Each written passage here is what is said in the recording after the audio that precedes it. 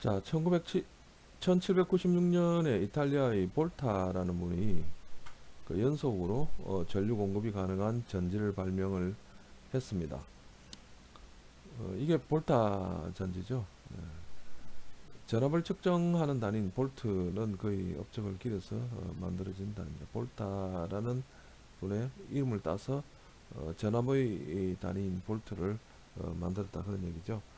그래서 볼타 전지라고 하는데 이제 묽은 여기 비커에다가 황산구리 용액, 묽은 황산 용액에다가 그죠? 구리하고 아연을 가지고 그걸 세우고 전기를 연결을 하면 약 1볼트, 1.1볼트 정도의 기전력이 발생합니다. 기전력은 전기가 발생하도록 하는 힘이죠, 그죠? 힘. 그래서 전압으로 따지면 1.1볼트, 약 1볼트 정도의 기전력이 발생하는 것을 알 수가 있습니다. 그래서 이탈리아의 볼타라는 분이 연속적으로 이제 전류 공급이 가능한 전지를 발명을 했다. 이렇게 생각하시면 될 것 같습니다. 이어서 19세기에 들어서 1820년 덴마크의 웨르스테드라고 하는 분이 이 볼타 전지를 가지고 실험을 했는데 볼타 전지의 양극을 잇는 철사에다가 전류를 세게 흘려보낼 때, 요 철사에다 전류를 세게 흘려보낼 때 북쪽에서 남쪽으로 향하는 철사 옆에 나란히 놓인 나침반의 바늘이 철사의 방향하고 수직하게 동쪽에서 서쪽으로 향하도록 90도 회전한 다음 계속 그 방향을 가리키는 것을 보고 전류가 흐를 때는 어떤 힘이 생긴다, 자기력이 생긴다 하는 것을 이해를 하게 되었습니다. 그림으로 설명을 하면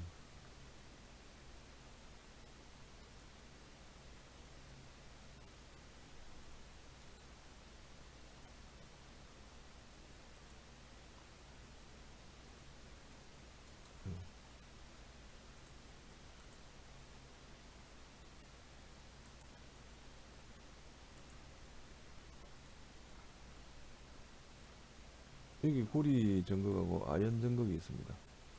아연 전극이 있으면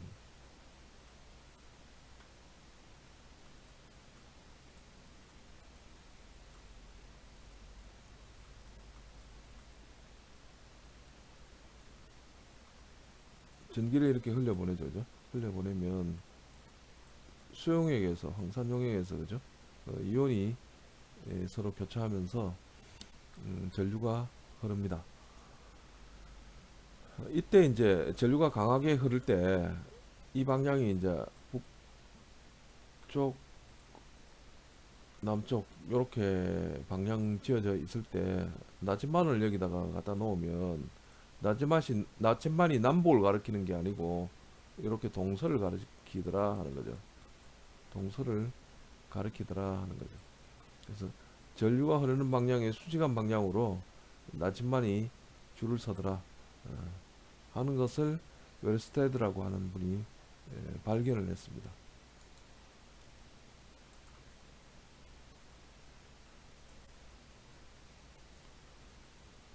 그래서 이분은 전기가 흐를 때, 그죠? 자기력이 존재한다.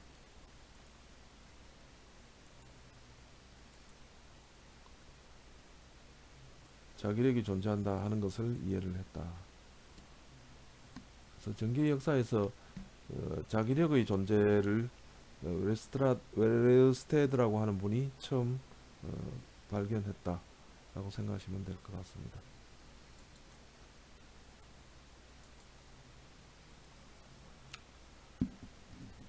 자, 그 이후로 19세기 들어서 그죠?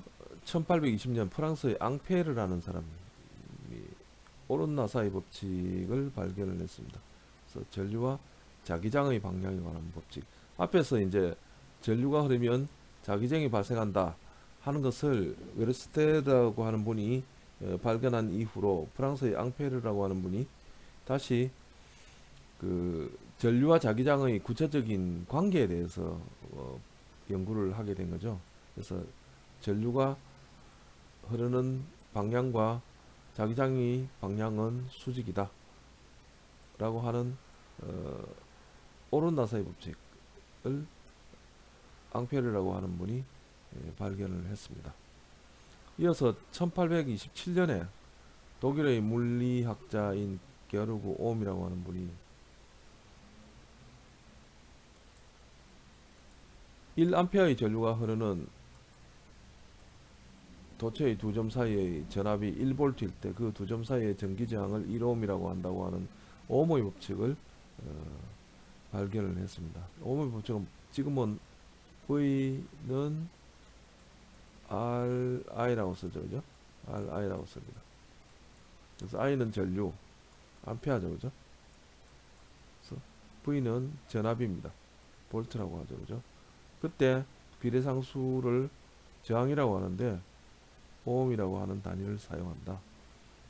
그래서 V는 RI 또는 뭐 IR I 곱하기 R이라고도 쓰죠, 그죠? 그래서 이런 단위를 사용을 한다. 그래서 1827년 독일의 물리학자 게르그 오음이라고 하는 분의 실험 식입니다. 그래서 오음의 법칙이라고 해서 굉장히 유명하죠.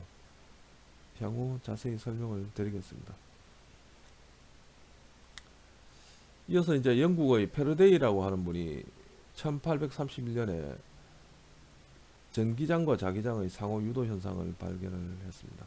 그래서 이 앙페르라고 하는 분 그리고 웨르스트라드라고 하는 분이 이어서 이제 패러데이라고 하는 분이 본격적으로 전기장, 자기장의 서로 간의 관계에 대해서 상호 유도되는 현상을 설명을 했습니다. 그래서 임의의 폐회로에서 발생하는 유도 기전력, 유도 기전력은 그죠? 전기로 인해서 발생하는 힘이죠, 그죠? 전기로 인해서 발생하는 힘의 크기는 폐회로를 통과하는 자기선속의 변화율과 같다. 그래서 자기선속이라는 말이 나오죠. 나중에도 설명하겠지만은 자력선을 보통 이렇게 그립니다. 그래서 플러스 n극이 있고, 그죠? s극이 있으면 s극에서 n극 쪽으로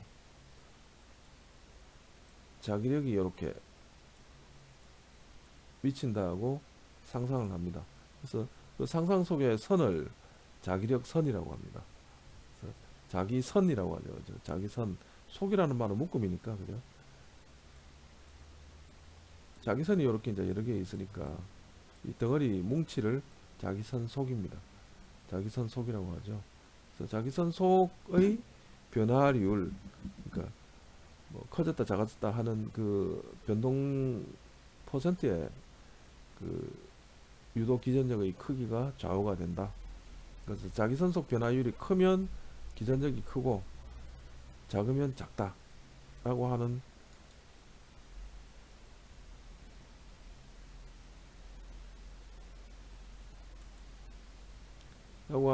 법칙을 발견을 했습니다. 그래서 상호 유도 현상이라고 보통 이야기를 합니다. 이어서 1842년, 그러니까 19세기 들어와서는 그죠?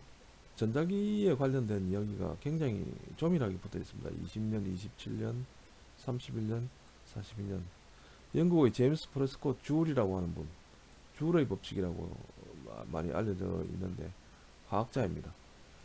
전기에 의한 동력의 능률 문제를 통해서 전류의 발열작용에 관한 법칙을 발견을 했습니다. 그로부터 이제 열과 일과의 관계를 연구를 깊이 한 분입니다. 그래서 열의 일당량을 측정하는 실험을 진행을 했고 에너지 보존 법칙의 확립에 기여를 했습니다.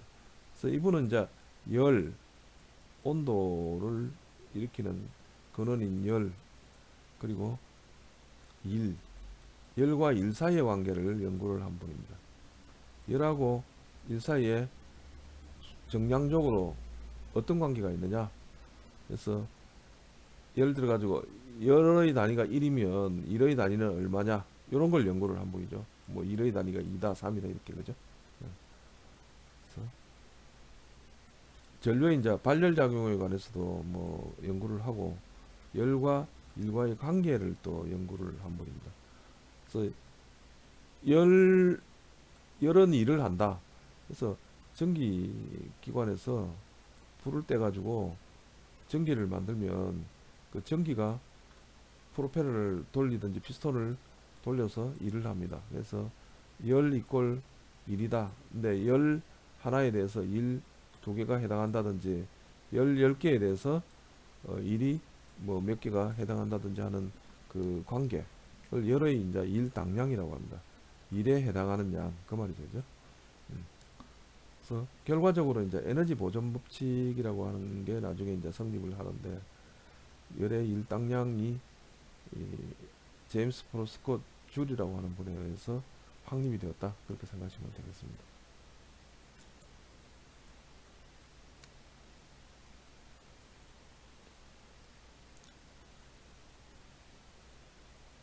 그 다음 1849년에 독일의 구스타프 키르호프라고 하는 분이 전기회로 법칙을 발견합니다. 두 가지로 이루어져 있는데 하나는 전압 법칙, 하나는 전류 법칙을 이야기를 합니다. 그래서 전기회로망에서 전기회로라고 하면 그죠? 저항이 이렇게 있고 전지가 이렇게 있고 플러스 마이너스 그게 있겠죠. 직류라고 하면 그죠? 저항이 R이라고 하고 흘러가는 전류를 I라고 하고 전압을 V라고 하면 어떻게 됩니까? V는 I 곱하기 R의 관계가 있죠. 그죠? R의 관계가 있습니다. 거기 이제 ohm의 법칙이죠. ohm의 법칙인데 전압 법칙과 전류 법칙을 가지고 이 회로를 해석하는 방법을 이분은 이제 만들어냈습니다. 저항이 이렇게 한 개 더 있다. 뭐 R1, R2 이렇게 하나 더 있고 여기에 R3가 있다. 이런 경우에도 이 저항의 값과 흘러가는 전류의 값을 알 수 있도록 만들었다는 얘기죠. 그래서 전류 법칙은 어떤 이제 노드 요 이제 교점에서 들어오는 전류는 나가는 전류와 같다. 그래서 전류가 쌓이지 않는다. 뭐 그런 이야기를 하고 있고 전압 법칙은 소스에서 나온 전압 V가 전부 여기에 걸리는 전압 V1, 여기에 걸리는 전압 V2, 여기에 걸리는 전압 V3. V2하고 V3는 같겠죠, 그죠? 예. 그래서 V1 플러스 V2가 V다. 즉 소스의 전압은 부하의 전압의 합과 같다. 뭐 이런 것을 설명을 하는 전기회로 법칙을 구스타프 키르호프라는 분이 발견을 했습니다. 그래서 향후